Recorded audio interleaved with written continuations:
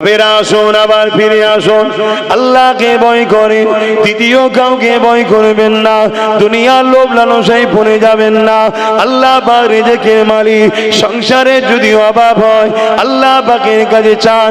মনে রাখবেন, জালিম শাসকদেরই লক্ষণ হলো একটা, মানুষগুলোকে, প্রজাগুলোকে গরিব বানানো।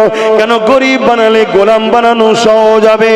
এ যুবকেরা, তরুণীরা, বাপেরা, এ আমাদেরকে কর্ম না দিয়ে ভাতা দেবে, ভিক্ষা দেবে, এটা আজকে নতুন নয়, যুগে যুগে ছিল। এই মনে রাখবেন, ইসলামের একটা আইন হলো নামাজ পড়া, যেটা ফরজে আইন। আমি বললে আপনি মাপ তা নয়, সবাইকে পড়তে হবে।